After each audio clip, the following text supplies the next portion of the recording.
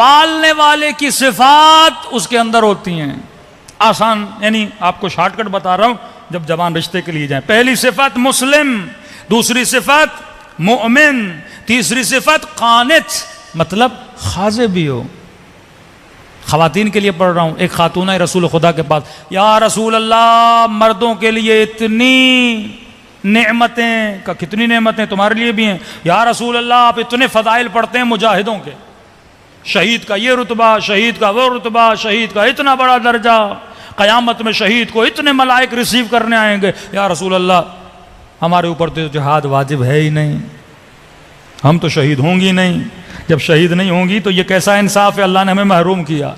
कहा उनका जिहाद और है, तेरा जिहाद और है।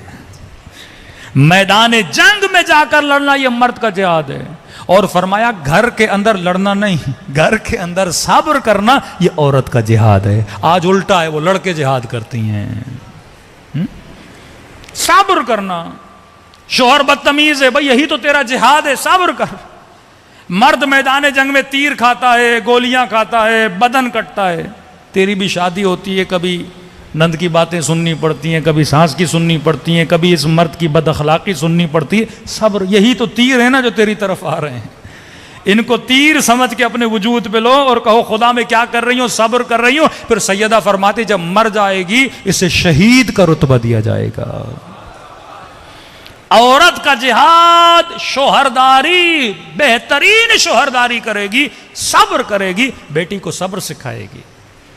लेकिन अगर यही माँ शोहर को गालियां दे और बेटी सुने और ये बेटी बड़ी हो जाए और जब शोहर के घर जाएगी वो भी वही काम करेगी ना जो माँ ने किए थे, ये तेरा जिहाद है।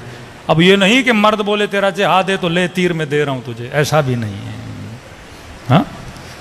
औरत का काम है सब्र करना, और साबिरा बीवी खुदा तुझे दे तो तेरा काम है शुक्र करना। हाँ? ईमान के दो पर है ना, एक सब्र का पर, एक शुक्र का पर। सब्र कर। एक जगह हमारे उस्ताद मजलिस पढ़ने गए, मजलिस पढ़ी, भाई एक मुज्तहिद थे, उसकी बीवी बड़ी बदतमीज़ थी, लोगों के सामने बदतमीज़ी की। उसके भाई ने बड़ी गैरत की, का तू बड़ा अजीब शोहर है, मेरी बीवी होती मैं तलाक दे देता, तुझे तो गुस्सा भी नहीं आता। जायज़ गुस्सा, नाजायज़ गुस्सा। कभी कभी आपको गुस्सा आता है, अगले को नहीं आता। उसने कहा देख तेरी फिक्र और है, मेरी फिक्र और है। तुझे गुस्सा आता है, तू अपनी इंसल्ट मानता है।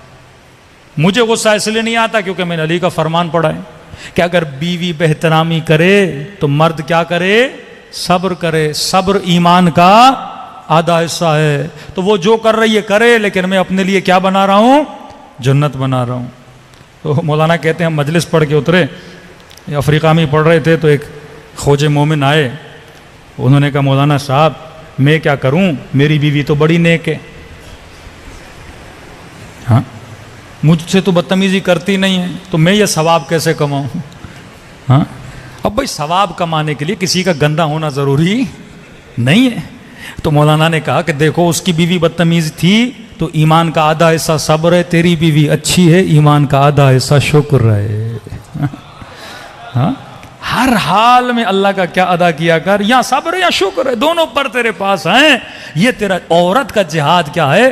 तो पहली सिफत मोमिन, दूसरी सिफत मुस्लिम, तीसरी सिफत कानित खाजे, चौथी सिफत ताइबात, अहले तौबा हो। अहले तौबा का मतलब जो गलती करे उसे गलती का एहसास हो। जिद्दी औरत से शादी न करना जो अटक जाए।